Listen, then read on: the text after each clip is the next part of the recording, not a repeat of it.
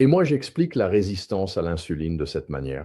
Si, ce soir, vous sortiez boire un verre avec un ami et que vous n'aviez jamais bu auparavant, même une petite quantité vous rendrait très étourdi et vous seriez ivre, n'est-ce pas? D'accord. La deuxième fois que vous faites cela, il vous faudrait une plus grande quantité de cette même substance et à chaque fois, de plus en plus. C'est parce que nos cellules deviennent résistantes à ce qu'on leur donne. Eh bien, c'est exactement ce qui se passe avec l'insuline. Et je suis sûr que chacun d'entre vous a déjà reçu ce conseil que je donnais moi-même. Bougez plus, mangez moins, 3 repas par jour, 2 à 3 collations par jour. Le problème, c'est qu'à chaque fois que vous mangez, votre corps transforme ce que vous mangez en sucre dans le sang et certains macronutriments font grimper ce taux encore plus haut. Lorsque vous faites grimper ce taux de sucre, le corps produit de l'insuline pour capter ce sucre et le stocke à différents endroits, dans votre foie, dans vos organes viscéraux, autour de vos organes viscéraux, dans les réserves de graisse, ce qui conduit à d'autres problèmes de santé. Eh bien, cette condition que j'avais et dont je n'avais pas conscience, c'est que lorsque vous faites grimper l'insuline, le corps déshabille Paul pour habiller Pierre. Il dit à votre corps, eh bien, il y a de l'énergie en abondance. Stockons-la pour quand nous n'en avons pas et cultivons également des tissus étrangers et nationaux et réduisons également votre système immunitaire de 50% pendant un maximum de 2 heures et vos hormones sexuelles de 33% pendant un maximum de 8 heures. Hein. Combien d'entre vous ici connaissent des personnes ayant des problèmes d'infertilité comme ma femme et moi? Maintenant, le signe numéro un de la résistance à l'insuline, c'est ce ventre proéminent juste ici que vous voyez. Et ce ventre-là, j'en avais bien assez sur le devant. C'est le signe numéro un. J'ai commencé à avoir des accrochordons. Combien d'entre vous connaissent des personnes qui en ont? Vous vous souvenez que j'ai dit que l'insuline fait croître les tissus? Eh bien, trop d'insuline dans votre peau se manifeste par des accrochordons. Une pigmentation excessive s'appelle l'acanthosis nigricans, des anneaux sombres sur la peau, parfois dans les plis du cou. Ce sont des signes de résistance à l'insuline. Maintenant, ce n'est pas seulement la graisse abdominale, mais elle commence aussi à remplir votre foie. On découvre maintenant la stéatose hépatique non alcoolique chez des enfants de 3 ans. L'alcool et le fructose vont directement dans votre foie. Et une fois que vous avez rempli ce foie, qui a environ une demi-livre d'espace pour la graisse, eh bien, il devient gras comme ceci, juste ici. Et c'est pour cela qu'il diagnostique maintenant cela chez les enfants. Et aussi, les recherches montrent que lorsque vous consommez du sirop de maïs à haute teneur en fructose, qui se trouve dans tous les aliments en boîte, et que la durée de conservation augmente, notre espérance de vie diminue, cela n'affecte pas seulement votre glycémie et ne conduit pas seulement à ce qu'ils appellent le diabète, mais cela remplit aussi votre foie. Et le fructose fait vieillir votre corps 7 fois plus vite que le glucose. J'avais l'habitude de traiter des patients tout le temps pour des migraines et des maux de tête. C'est un autre signe de résistance à l'insuline. Ce que vous observez également, c'est la maladie cardiaque. Si vous êtes résistant à l'insuline, vous augmentez le risque de maladie cardiaque ou coronarienne de 42%. Et lorsque vous devenez diabétique, ce qui prend de 10 à 20 ans de résistance à l'insuline, vous augmentez le risque de maladie cardiaque de 80%. Vous augmentez aussi le risque d'Alzheimer de 81%, ce qu'ils appellent maintenant le diabète de type 3. Les premiers signes de cela sont, par exemple, entrer dans une pièce et oublier pourquoi vous y êtes allé. Ce sont les premiers signes de démence. Ma femme a eu ceci, le syndrome des ovaires polykystiques, la première cause d'infertilité chez les femmes. Et elle présentait tous les signes de résistance à l'insuline. Non seulement elle commençait à prendre un peu de graisse abdominale, mais elle avait aussi des accrochordons, elle devait manger toutes les 1 heure et demie à 2 heures, elle faisait des hypoglycémies, elle devenait irritable et affamée, et elle commençait à uriner plus fréquemment. Ce sont tous des signes de résistance à l'insuline. Et lorsque ces choses apparaissent, vous pouvez avoir un taux d'insuline élevé pendant jusqu'à 15 ans, avant même que votre glycémie ne commence à augmenter lors de vos analyses chez le médecin. Mais vous avez déjà tous les signes et symptômes, tous les voyants d'alerte allumés. Maintenant, puisque vous commencez à le remarquer, si vous alliez à une réunion de famille, combien de personnes connaissez-vous lors de cette réunion qui auraient de la graisse abdominale, des troubles de la concentration? Ils sont toujours fatigués, leurs articulations leur font mal, ils sont arthritiques, ils ont de l'hypertension, du cholestérol élevé, ils ont besoin des siestes, ils sont épuisés. Eh bien, ce sont tous des signes de cela. Et j'avais beaucoup de ces signes, et je n'avais aucune idée de ce que c'était. Eh bien, pour avoir cette grande opportunité, Il faut avoir la solution. Et nous avons cette solution. Et cette solution que nous avons, ce sont deux produits. Les deux sont répertoriés et nous allons en parler dans le Physician's Desk Reference. Eh bien, les pharmacies Rexall, que beaucoup d'entre vous connaissent, peut-être, se sont rendus compte dans les années 60 et 70 que les entreprises agroalimentaires avaient commencé à retirer les fibres de vos aliments. Mais pourquoi ferait-il cela? Eh bien, chose intéressante, pendant les guerres mondiales, ils se sont rendus compte qu'en retirant les fibres des aliments, la durée de conservation augmentait. Le problème, c'est que lorsque la durée de conservation augmente, votre espérance de vie diminue. Et plus important encore, ce qui augmente avec la durée de conservation, c'est votre taux de sucre dans le sang. Et plus votre glycémie augmente, demandez à n'importe quel diabétique, plus vous avez besoin d'insuline. Et quand cela se produit, cela commence à faire grimper votre cholestérol et votre tension artérielle. Et depuis qu'ils ont commencé cela, le diabète a été multiplié par 7. La maladie d'Alzheimer n'existait pas. Aujourd'hui, on voit des établissements de soins spécialisés s'ouvrir partout. Et Rexall a dit, eh bien, s'ils ont retiré les fibres, remettons-les. Maintenant, ce produit qu'ils ont créé possède 5 brevets. Il ne peut pas être copié. Il est aussi efficace, et nous allons vous le montrer, que les médicaments contre l'hypertension, le diabète, le cholestérol, et aussi pour la perte de poids, comme les médicaments GLP-1 dont beaucoup ont probablement entendu parler. Et peut-être que vous connaissez des gens qui en prennent ou que vous en prenez vous-même. Ces produits ont été étudiés à la Cleveland Clinic. Nous avons donc 2 douzaines d'études cliniques. Vous avez probablement entendu parler de la Cleveland Clinic. C'est l'institut cardiaque numéro 1 au monde. Et lorsqu'ils ont étudié ce produit, ils ont découvert que rien que la fibre permettait de réduire le cholestérol LDL. Elle faisait baisser les triglycérides qui présentent un ratio de risque de 1,8, ce qui signifie que vous avez 80% de chances en plus d'avoir un événement cardiovasculaire. Il a également été constaté qu'il faisait baisser votre taux d'HbA1c et augmentait votre HDL, tout ce que vous souhaitez voir dans un bilan lipidique.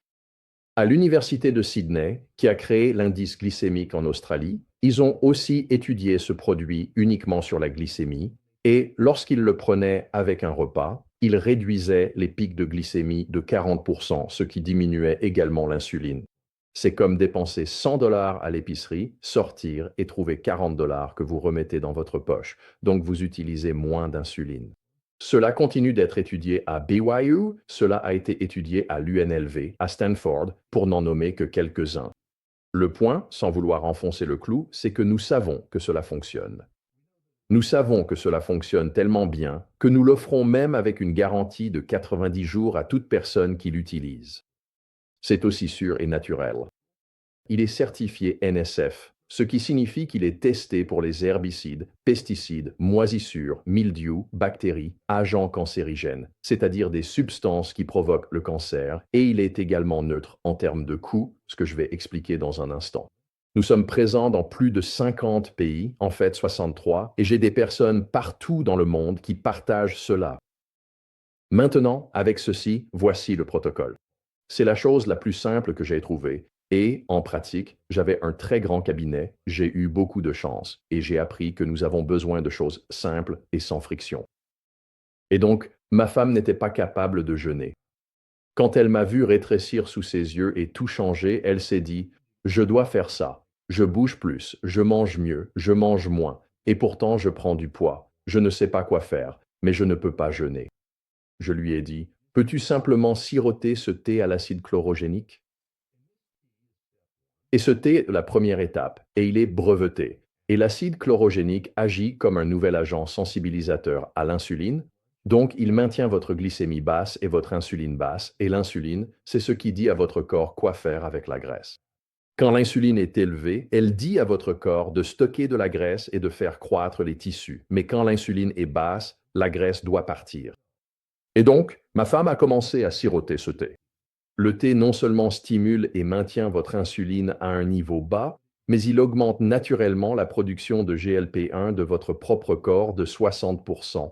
Nous allons vous montrer cela. Et quand cela arrive, cela vous empêche de faire ces mauvais choix alimentaires que j'avais l'habitude de faire.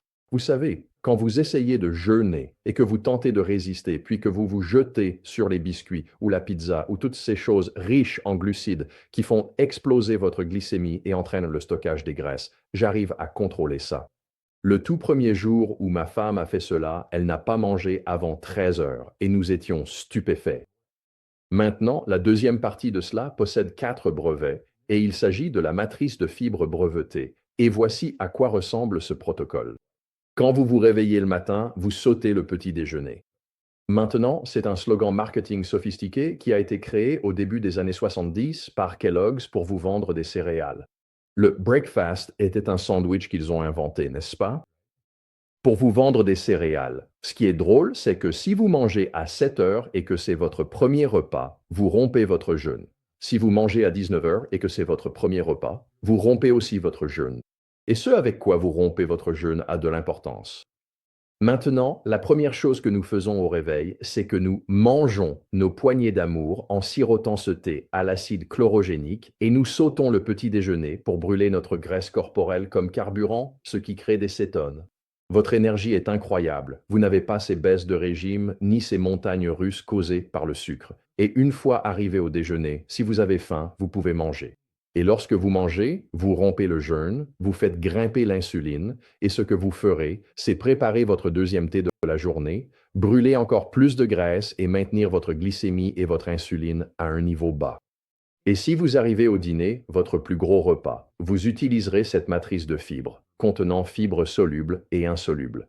Il est cliniquement prouvé qu'elle réduit votre LDL, triglycérides, glycémie A1C, augmente le HDL et réduit les pics de glycémie de 40%.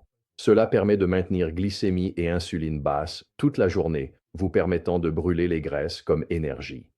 Maintenant, la raison pour laquelle j'ai dit que cela était neutre en termes de coût, c'est qu'il y a environ 2 mois, j'étais à Orlando. Il faisait environ 30 degrés dehors, ce qui est super froid pour la Floride, et j'ai acheté un café noir. Je n'avais pas bu de café depuis un bon moment, et j'en voulais, parce que, pour être honnête avec vous, j'avais envie d'avoir chaud. J'ai dépensé 6 dollars chez Starbucks pour un café noir, et je me suis dit, je ne peux même pas acheter un petit déjeuner pour 5 dollars.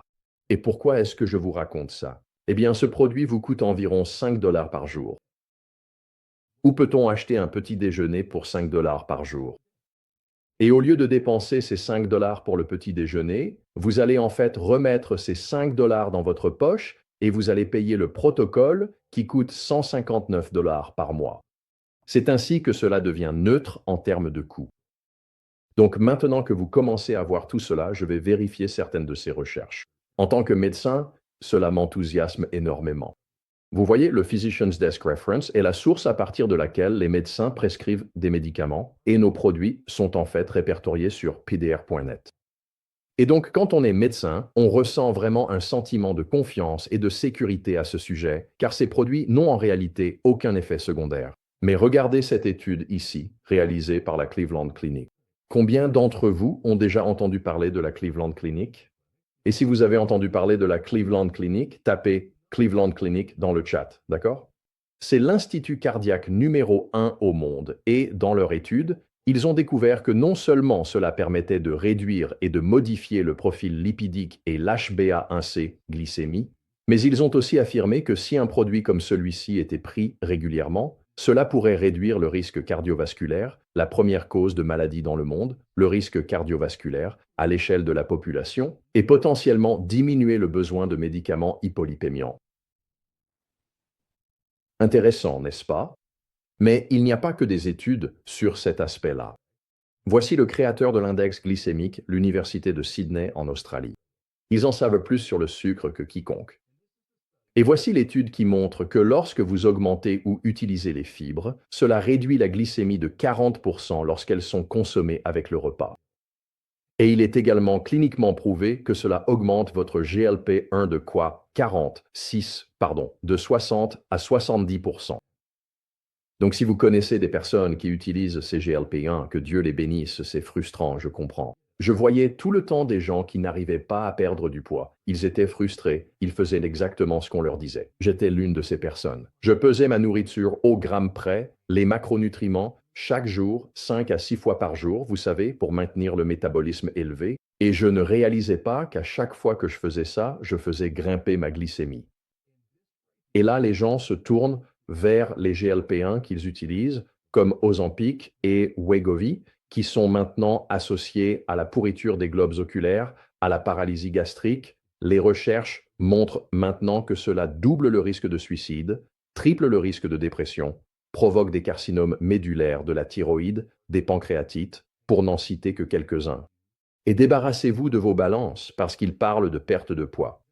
Les recherches montrent que pour chaque 10 livres perdus, une personne perd presque 5 livres de muscles maigres et d'os. Ce n'est pas ce que vous voulez perdre. Si j'enlevais ma chemise et que je ressemblais à Brad Pitt tout en pesant 90 kilos, tu crois que ça me dérangerait de peser 90 kilos? Si je ressemble à LeBron James à 115 kilos, tu crois que ça me préoccupe combien je pèse quand je suis sec et musclé comme ça? C'est ce que je veux vous faire comprendre. Vous pouvez utiliser ces produits, ce protocole, avec n'importe quelle condition médicale, y compris les GLP-1, y compris toute maladie. Ils sont totalement sûrs et ont été étudiés.